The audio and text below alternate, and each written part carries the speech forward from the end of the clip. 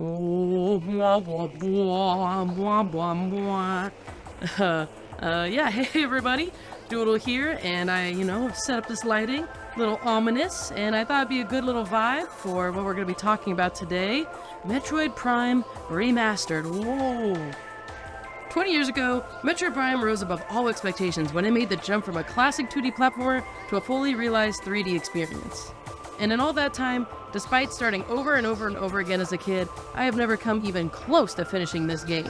Instead, my love for Samus and the Metroid series was nurtured mostly from Smash Brothers.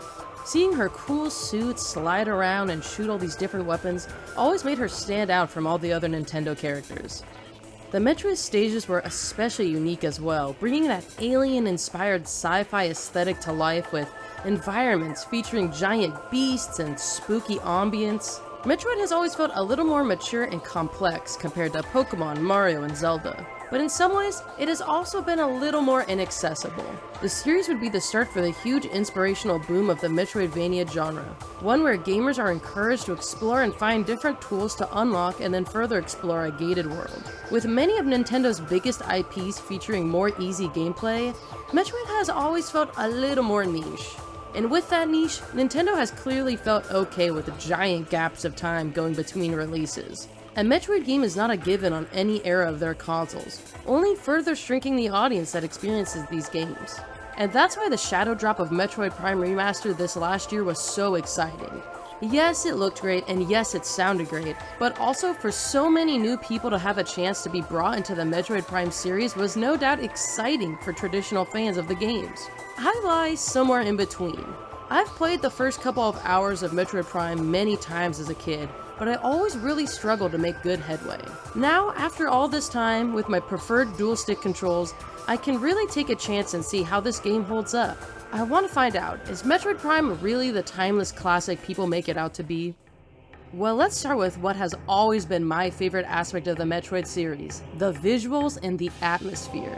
When your game is all about exploring an area over and over and over again, it's fundamental that my eyeballs enjoy the space they are looking at. And oh man, with Metroid Prime, they have nailed this, and the remaster takes an already looking game and makes it even better. Nintendo Studios have really perfected that cartoony, vibrant look to their worlds, but to see this level of quality from them for something that's more gritty and sci-fi is so refreshing. The environments feel very grounded and realistic, with a more muted color palette to match. We have a foresty landscape with the Talon overworld, with overhangs of moss and tree roots, along with a dreary, rainy sky. The Chozo ruins are full of ancient statues and architecture that hint to the old species that once inhabited this region. The underground magmor caverns with pools of lava that capture this sense of being trapped in a furnace.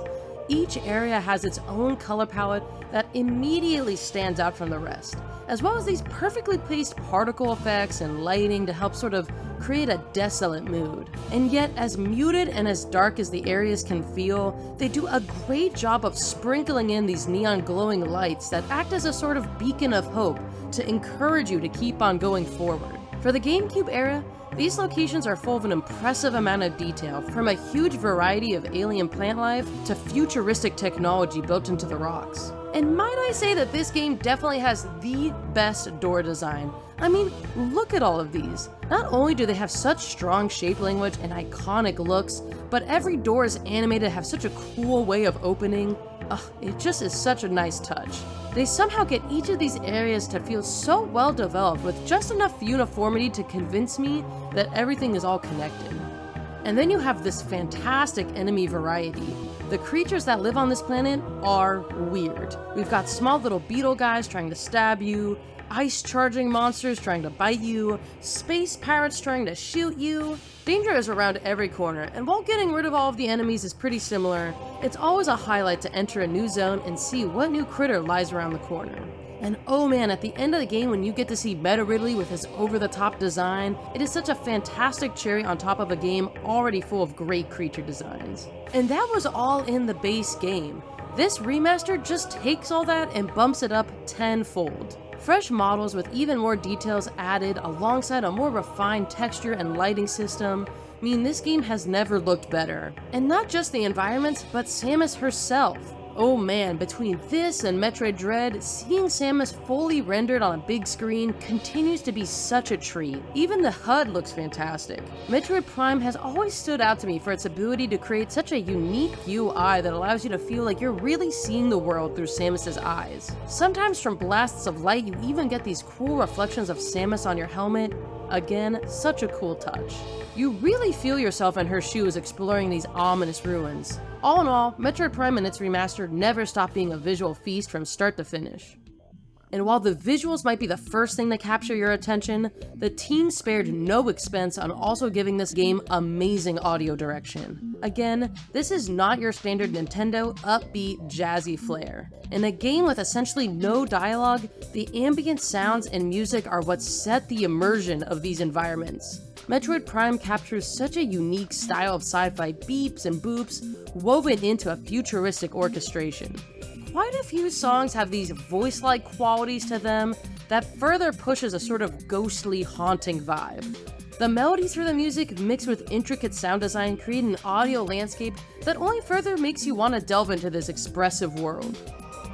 But alright, even though I've put a lot of praise into the front of this video, I do have some criticisms for Metroid Prime. I want to stress that I hold a lot of respect for the team who made this game, and I also understand that it's old and of a different time. With this video, I just want to be real and capture my feelings and experience that I had with this game, so please do not fret. You might completely disagree with everything I'm about to say, and that's totally cool. I'm totally open to reading other people's thoughts down in the comments, and as long as it's done in good faith, we've got no worries. And that all being said, guys, I'm sorry, I really struggled with the story of Metroid Prime. As someone who has most of their Samus knowledge from Smash Bros. And has not played any of the old Metroid games, I knew I'd be coming in with a disadvantage. But man, they really drop you into this story, and they just hit the ground running. I vaguely know that Samus was raised by bird people who gave her this technology that she uses to be a space bounty hunter, that there's these little Metroid aliens that suck the life out of you, and that Ridley is her big baddie always trying to take her out. But truly, that's kind of it. So I already felt a bit overwhelmed as I dropped into this totally new world with no real introduction or super obvious reason for why I'm running around. Oh gosh, I feel so bad saying this, but truly most of the game I just had no idea what was going on. I started Metroid Prime trying to scan the environment and take in all these various entries that are hidden around, but I really struggled to care enough to read through everything. The game relies heavily on these written entries for explaining the world you are in and to allow you to put together the pieces of the story. Sadly for me, the text just was a little bit dry, and I usually would be more interested in getting back to exploring the environment. Entries would also usually be clustered together, so it'd be back-to-back spots of just standing around and scanning a bunch of things. Since so much of that game is ambient silence and backtracking through areas you've already seen, I would have greatly appreciated some sort of audio form of listening to things as I adventure around. I can understand how that would take away from the isolated feel, but I also think that you could make it kind of a robotic text-to-speech voice, and that would allow things to still feel eerie. I was able to catch the broadest strokes of vaguely what's happening through the environmental cues, but most of the time I'm just following the weapon unlocks to guide me as to where to go next with no real reason as to why. My love of the locations and the nice feeling of moving Samus around was what kept me pushing through this game, but when that starts to get frustrating, it further makes me have a hard time enjoying the experience. On the one hand, Metroid does a great job of giving you upgrades and weapons that are fun to use, and I especially loved the ball farm. Rolling around, jumping through puzzles, boosting up walls, it was inherently fun to use. Samus's gun is also a highlight, with different beams that all feel very distinct and sort of have their own personalities. The wacky purple wiggles of the wave beam versus the slow, chunky shot of the ice beam. On the other hand though, this is a game where save points are what keep your progress. If you die and have not gone to a physical save location in, let's say, 20 minutes, because there's no save spot to go to because you're going through a very distinct linear section, then yeah, when you die, you're just gonna lose all that progress. Blasting through the same enemies at a certain point, for me, it just got old. Enemies are always respawning, meaning if I went the wrong direction, I'm gonna have to backtrack through a bunch of enemies I had just beaten seconds before. It feels a bit like I'm being punished for not taking an optimized exploration path. So okay, if I'm supposed to be more purposeful with the direction I take through the world, then naturally my thought is that I should rely more on the given map. But sadly, this is a part of the game that feels especially archaic. It gives you the basic layout of the rooms and important symbols for what you need to unlock new areas, but looking at the map, I would really struggle to get a good sense of how these larger environments were connected to each other. Elevators are marked on the map, but outside of a name, it isn't especially easy to tell where they're trying to take you and to visualize the part of the environment you're gonna pop out in. Each larger area is sectioned off into these hexagons, which also makes it difficult to search through. It took so many hours of playing to get a good sense of how to rotate and move this map to get a good view of where I'm trying to go. I totally recognize this is an old game, but in future titles, I'd love to see the ability for me to add my own markers to the map. If the game isn't going to use a symbol to denote debris blocking a certain spot of a room, then I'd love to be able to put that there myself. I think we can make it a little more visually coded as to what elevators connect to where. Perhaps some sort of simple preview of a room so I can easily remember what areas look like before spending tons of time trekking over somewhere. I also wish the game would have just let me switch to an easier difficulty towards the end of my run when I'm running out of steam and kinda looking to just finish the game. I feel like that is one of the worst headspaces to be in with a Metroidvania. Rushing through things, making mistakes, and further losing time and momentum. I wouldn't have minded a toggle on option for autosaves either. I totally understand that for hardcore fans of the series, there is a real reward to finding save locations, that you get such a sense of accomplishment and relief when finding one after such a long, tough section of gameplay. But when you are already not doing so hot, I feel like it's extra punishment that keeps me from getting to the next sense of progression and keeping me invested in this game. For as much relief as I had finding a save spot, I also had tons of other moments of pure dread when I would die and have to replay a whole section. I think for me, this game really inspires a greater conversation around how to balance making a game more accessible but not losing the original intent of the experience. Would adding autosaves, in-game markers that add directions, voiced audio files, and more detailed maps destroy the intended experience of Metroid Prime? I don't know, I imagine there are some people who would say yes. But then I think that naturally means we accept some amount of people are never going to get to enjoy this game, its world, or its story. Of course, there's a line in the sand somewhere. If someone doesn't like puzzles, it's not worth completely redesigning jigsaw puzzles so that we somehow get them to be enjoyable to everyone. But I'd like to think that there is some middle ground, that someone would still get most of the intended experience with some changes that are left as toggleable options. That a game can be created that allows for traditional fans to get the experience they've come to love, alongside giving space to others to tailor their play to what they will more enjoy.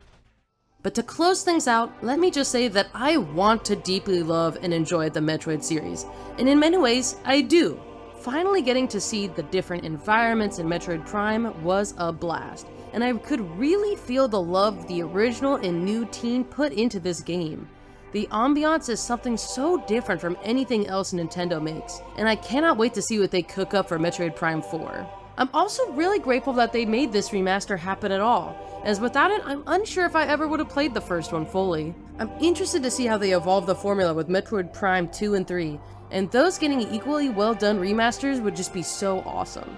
But yeah, I'd be really curious to hear the spectrum of experiences people had with the Metroid Prime remaster. As much as I'm not the best gamer, I also stand by that I am not the worst. So I can't imagine I'm the only one who encountered some struggles. If this was your first Metroid experience, I'd be especially interested in hearing what you thought.